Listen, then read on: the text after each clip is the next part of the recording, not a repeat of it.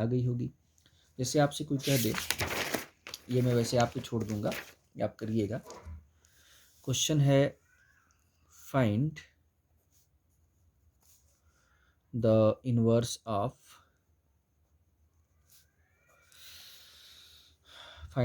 Of ए बराबर matrix है आपका 2 3 0 1 2 3 0 1 2। तो सॉल्यूशन क्या करेंगे, वी कैन राइट। अब क्या करिएगा, ए बराबर आई ए, तो ए आपका कितना है वो देखिए, वो है आपका 2 3 0 1 2 3 0 1 2 बराबर कितना हो जाएगा 1 0 0 0 1 0 0 0 1 और साथ में ए हो गया। अब क्या करिएगा, तो पहले यहाँ एक करना होता है, तो अप्लाइंग R1 R2 इंटरचेंज कर दीजिए, तो क्या मिलेगा 1 2 3 2 3 0 0 1 2 बराबर 0 1 0 1 0 0 0 0 1, ये हो गया साथ में ए। अब क्या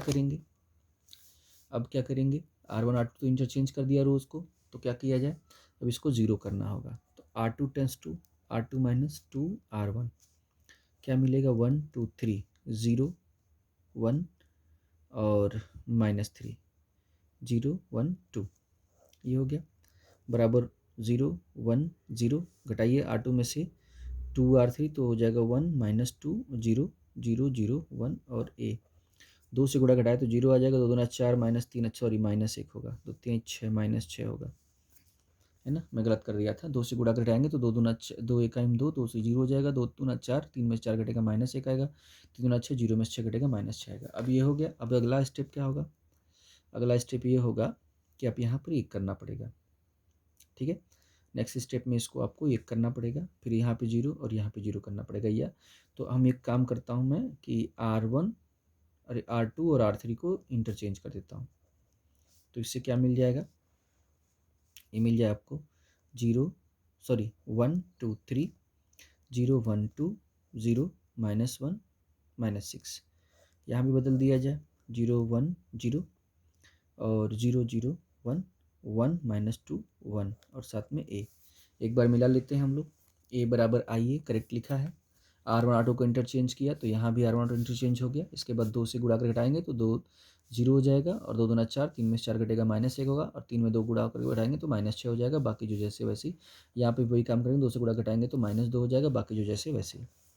अब यहाँ पे हो गया, अब इस 1 हो गया तो यहाँ 0 करना है, तो R1 tends to R1 minus 2 R2, R3 tends to R1 plus R2 plus R3, आइए जोड़ा जाए तो क्या मिलेगा 1 0 3, 2 से 3 घटा रहे हैं ना, 0 1 2। अब इसके बाद जोड़िए तो 0 0 जोड़ दीजिए, 2 से गुणा करके आप इसमें घटाएं और यहाँ से बस इसको जोड़ना है, तो हो जाएगा -4, ठीक है। और इधर क्या हो जाएगा बताइए, तो ये जाएगा 0 1 0 और ये हो जाएगा क्या कर रहे हैं हम लोग, R1 में -2 R2 सॉरी, तो -2 हो जाएगा यहाँ पे क्योंकि 2 से गुणा घटाएंगे और फिर R3 में R2 को जोड़ेंगे तो 0 0 1 तो ही रहेगा, 1 -2 और 2 हो जाएगा, ये हो जाएगा ए। कहीं अगर मिस्टेक होगा तो देख लीजिएगा।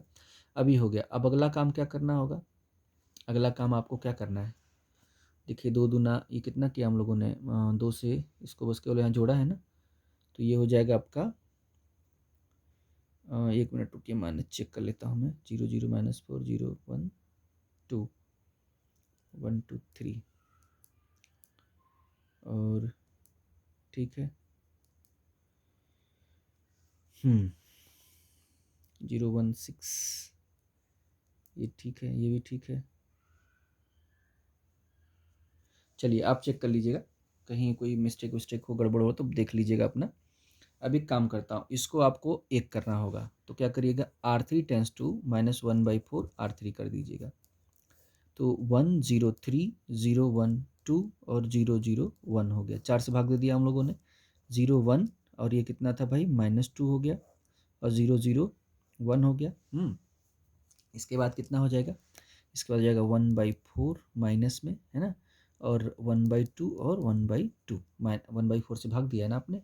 अब क्या करिएगा, इसको 2 से गुणा कर घटा लीजिएगा, ये 0 हो जाएगा, और यहाँ 2 3 से गुणा कर घटा लीजिए 0 हो जाएगा। तो यहाँ भी वही काम करना पड़ेगा, इसमें से 2 से गुणा कर घटाएंगे, ठीक है। तो कहाँ देखिए, इसको इसमें से घटा रहे हैं तो एक बार इसको 2 से गुणा घटाएंगे इसमें से पूरे, है ना। फिर उसके बाद इसमें 3 से गुणा घटाएंगे तो इसमें भी 3 से गुणा घटाएंगे, तो जो आएगा वो ए का इन्वर्स हो जाएगा। तो इसी तरीके से आप किसी मैट्रिक्स का इन्वर्स निकालेंगे with the help of row operation. तो इसको ध्यान रखिएगा, ठीक है। अब मैं थोड़ा सा आपको कुछ बातें बताने जा रहा हूँ, ठीक है। लीनियर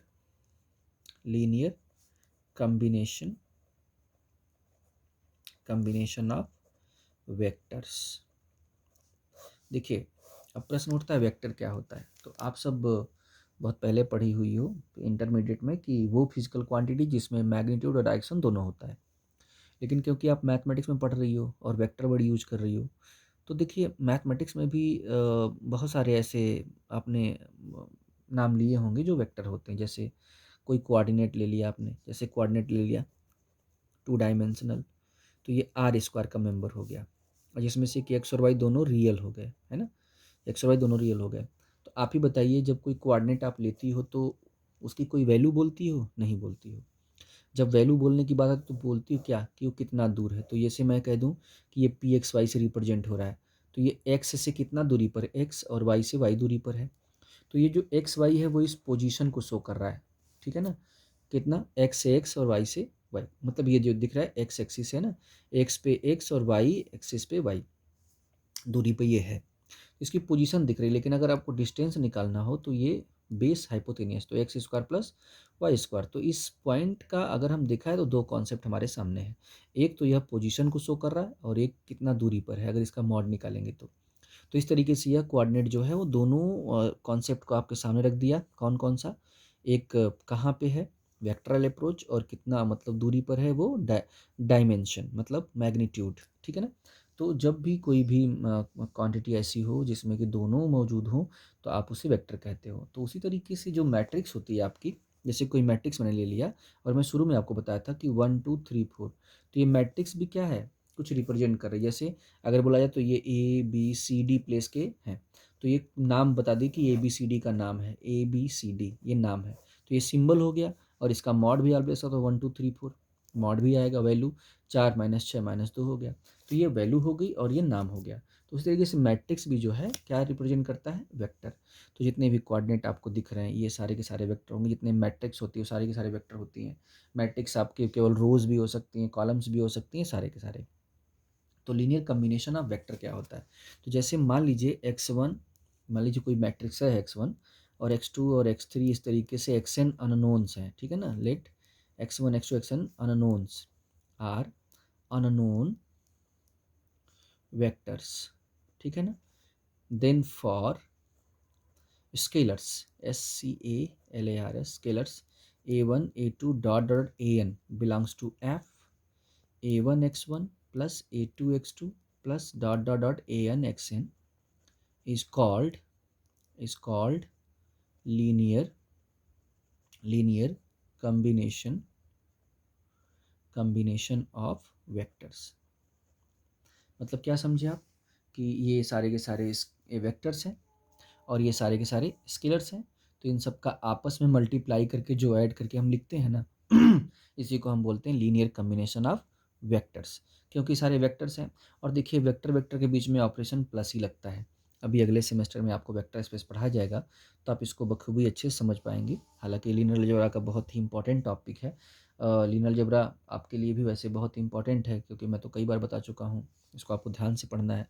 तो ये लीनियर कम्बिनेशन ऑफ वेक्टर्स, तो ये सारी की सारी समझ लीजिए मैट्रिक्स हैं। जैसे ये मान लीजिए किसी ऑर्डर की मैट्रिक्स है, उसी ऑर्डर की ये मैट्रिक्स है, उसी ऑर्डर की ये मैट्रिक्स है, उसी ऑर्डर की, मतलब सबके सब सेम ऑर्डर की मैट्रिक्स है। और ये सारे के सारे स्केलर मतलब फील्ड के एलिमेंट हैं। तो एक फील्ड का और एक वेक्टर, एक फील्ड का एक वेक्टर, एक फील्ड का एक वेक्टर लेकर के जो उनका मल्टीप्लाई करके ऐड करते हैं ना, इसी को हम बोलते हैं लीनियर कम्बिनेशन ऑफ वेक्टर्स, ठीक है। और मैं ये लीनियर कम्बिनेशन ऑफ वेक्टर्स आपको बता क्यों रहा हूँ, उसको बताने की वजह ये है ना कि हम लोग अब चल करके अब रो रैंक और कॉलम रैंक डिस्कस करेंगे, और बिना लीनियर कम्बिनेशन के आप ये सारे काम कर नहीं सकते, इसी वजह से, ठीक है।